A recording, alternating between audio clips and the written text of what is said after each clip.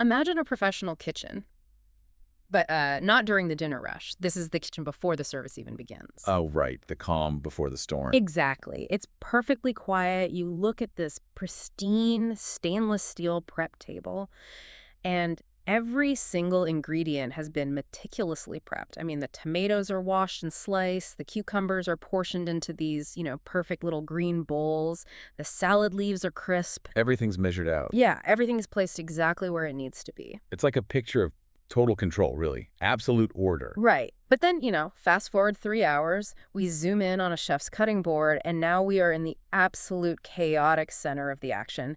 The chef is just rapidly chopping carrots. The knife is a total blur. Mushrooms are prepped in little metal cups. Garlic is peeled. Butter is cubed. And the heat is probably suffocating at that point. Oh, yeah. The noise is deafening. The pressure is immense. But notice this one thing, right?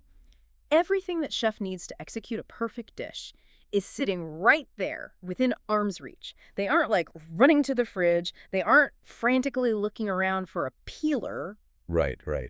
And, in the culinary world, that concept actually has a very specific name. It's called mise en place. Mise en place. Yeah, it translates simply to everything in its place. And it's not just a neat way to organize a counter.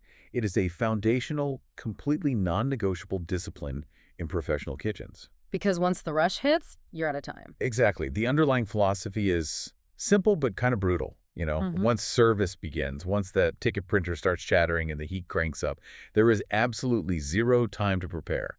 The time for preparation has permanently passed. Okay, let's unpack this. Because we really need to move from the physical reality of a restaurant to the psychological reality of a crisis. What does chopping carrots and organizing little bowls of cucumbers have to do with the incredibly high-stakes, complex world of a DSL?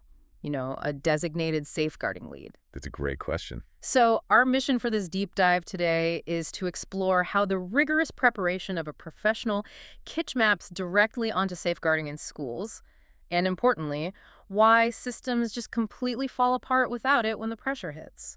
And I think to do that, we have to start by looking at the sheer anatomy of a crisis. Yeah. Because in the world of safeguarding, a crisis always feels like an ambush. It feels like it comes completely out of nowhere, Like a sudden student disclosure of abuse right at the end of the school day. Exactly. Or a serious physical incident on the playground. Ooh. Or a massive escalation from an angry parent out in the reception area. The pressure just spikes from 0 to 100 in a fraction of a second. It really does feel like an ambush. I mean, you're just going about your Tuesday, answering some emails, and suddenly the entire building feels like it's on fire. Every alarm bell in your nervous system is just ringing. Precisely.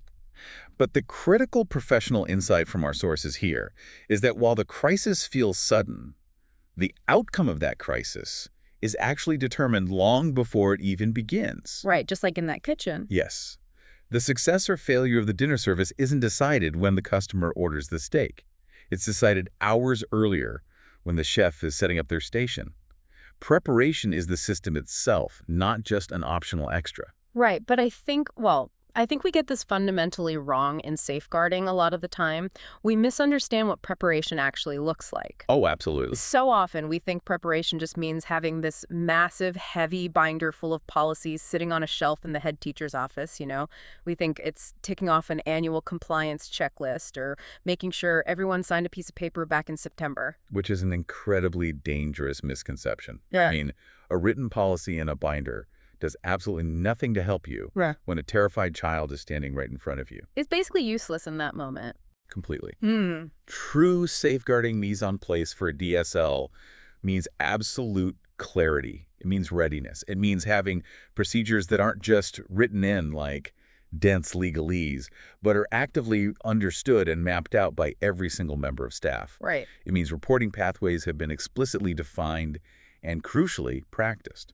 I do struggle with this a little bit, though. I mean, if a staff member, say a teacher, a coach, or a matron sees something terrible or a child comes to them in severe distress, human empathy just kicks in, right? I think so, yeah. Because we're wired to care. You don't really need to practice caring about a kid. Doesn't a professional just naturally do the right thing because their instinct is to protect? Well, what's fascinating here is that under extreme stress, empathy isn't actually enough. Yeah. And our instincts can actually betray us. Wait, really? Betray us how? There is a core psychological truth at play here. In high-pressure situations, staff do not rise to the occasion. They don't magically rise to the level of the policy. They fall to their level of preparation. They fall to their level of preparation. Wow. That is, that's a chilling way to phrase it, but it makes perfect It's sense. simply the reality of human neurobiology under stress. Yeah. When the amygdala fires up, because a child has just disclosed something horrifying, the prefrontal cortex. The logical part of the brain. Exactly. The logical policy remembering part of the brain essentially just shuts down. If your systems are weak or they only exist on paper, human instinct under pressure creates hesitation. The teacher just freezes. Right. The conversations become completely inconsistent. Decisions become reactive rather than strategic. Empathy might make you want to help, but without preparation, you don't actually know how to help effectively. I can picture exactly what that lack of prep looks like on the ground, actually. Say a teacher hears a sudden disclosure. If they haven't practiced their response, their immediate instinct is often to over-reassure. Oh, that happens all the time. Yeah, they see a crying child and they just say, "Oh, don't worry, everything is going to be fine, I promise you." It's a deeply human, empathetic reaction, but professionally, it's kind of a disaster. It is exactly a disaster. Because you cannot promise a child everything will be fine. You have no idea where the investigation will lead. Right. By over-reassuring, you are replacing the necessary professional listening and the careful recording that the situation actually demands. Right. You stop asking the right open questions. You're just reacting. Yes, you miss critical details because you're reacting on pure emotion rather than falling back on a deeply ingrained, practiced procedure. And then, there's the delay in reporting, right? If Right. the outcome is decided before the crisis hits, then timing is literally everything. You can't start figuring out your recipe when the waiter hands you a ticket. No, the kitchen would collapse. Exactly. So if a teacher gets a disclosure on a Friday afternoon and the reporting system is some, I don't know, labyrinthine 10-page IT portal with a dozen mandatory drop-down menus, what happens? Psychological friction happens. The teacher is exhausted, the system is complex, and their brain just looks for an out. Right. They think, I'll just type this up on Monday when I have more time. Yep. It's like putting a fire extinguisher inside a locked combination safe. It doesn't matter how good the extinguisher is if you have to find a key and remember a code while the room is actively burning. The friction causes a delay, and in safeguarding, a delay is dangerous. This raises an important question about the environment we are asking these staff members to operate in. Think back to the chef's cutting board. Okay. A prepped kitchen has every tool within reach to eliminate that exact kind of friction. If a chef has to walk across the busy kitchen just to find a spatula, the dish burns. So for a DSL, your system must actively reduce barriers to reporting. It has to be frictionless. Exactly. It must be frictionless. But what does a frictionless system actually look like in reality, though? It's not just about having the right software, is it? No, not at all. It's about highly visible reporting routes that everyone actually remembers. It's recording systems that take, seconds to initiate, not an IT degree to navigate. That makes sense. And it means the DSL themselves must be highly accessible. Walking the halls, not hidden away behind 3 locked doors in the administrative wing. It's ensuring that if a staff member comes to you, they don't hit an administrative wall. And it's also about the who, isn't it? Because in that kitchen, there is zero ambiguity. One person is on the grill, one is on sauté, one is expediting. Right, there is no confusion during a Friday night rush about whose job is whose. But in schools, blurred lines create this lethal bystander effect. Diffusion of responsibility. It's a very well-documented psychological phenomenon. If roles aren't explicitly defined and practiced, you get a room full of highly intelligent, deeply caring professionals who all just assume someone else is handling the problem. Oh, wow. Yeah. The math teacher thinks the form tutor reported it. Exactly. The form tutor assumes the school counselor is dealing with it, and the child just slips right through the cracks of a system that everyone thought was working perfectly. So if we know we need frictionless systems and crystal clear roles, when does all this preparation actually happen? Because you certainly can't build it while the crisis is unfolding. No. Safeguarding readiness has to be a start-of-term priority. It is not a midterm correction. You have to build the parachute before you get in the plane. Right. It has to happen during staff induction. It has to happen during the boarding arrival processes, like before the bags are even unpacked. It happens at major transition points when a new cohort arrives. And presumably during post-incident reviews, right? because analyzing what just went wrong or what almost went wrong is exactly how you prepare the station for the next service. You're sharpening the knives based on what billed them yesterday. Precisely. Which brings us to the person who has to oversee all of this preparation. The leader right in the center of the kitchen. Here's where it gets really interesting. In our culture, we have this intense mythology around the naturally calm leader. Oh, yes. We all picture that one DSL or head teacher who is just like ice cold under fire, a parent is screaming, a crisis is unfolding, and their heart rate never seems to go above 60. We treat it like it's a genetic trait, like they were just born with a chilled out personality and a preternatural immunity to stress. And the culinary world completely destroys that myth. I mean, the calmest chefs in the kitchen are not the most naturally talented, and they certainly aren't just blessed with a Zen personality. Right. They are simply the most prepared. They have done the grueling, unglamorous work before anyone else arrived. And the exact same professional truth applies to safeguarding. Calm leadership is a product of preparation, not temperament. It's the prep that literally creates the calm, because if you know exactly where your ingredients are, you don't have to panic. Exactly. When a DSL has done their mise en place, it radically frees up their cognitive load. Think about what happens in the brain during a crisis. If you are frantically trying to remember what statutory form needs to be filled out or digging through a drawer for the emergency contact number for local children's services, your working memory is entirely consumed by administration. You're fighting the process instead of managing the problem. Yes. But if those systems are practice muscles, your cognitive load drops. You have the mental bandwidth to actually look at the distressed child's body language. You can carefully construct your next open question. You can just make consistent, rational decisions. Exactly. It significantly reduces your own emotional reactivity. And here's the crucial part. A calm DSL de-escalates the panic of every single adult in the room. Panic is contagious, but so is prepared confidence. Okay, I hear everything you're saying. The friction, the cognitive load, the myth of the naturally calm leader. It is an incredibly tight, compelling framework. But But I'm getting really hung up on the kitchen comparison itself. I have to push back here because a chef controls their kitchen. right. They order the exact amount of butter they need. They set the temperature of the oven. Yes. If I'm a DSL, I can't control a student's chaotic home life. I can't control their peer group or what they see on social media or what happened to them over the weekend. If I have absolutely zero control over the ingredients or the environment, how can I possibly prep my station? We aren't reeling with carrots here. We're dealing with human trauma. If we connect this to the bigger picture, that lack of control you just described is exactly why you prep. Really? Yes, but you are entirely right to challenge the metaphor, because there are hard limits to comparing a child in crisis to a culinary ingredient. A DSL must never look at safeguarding as something predictable, like a set menu.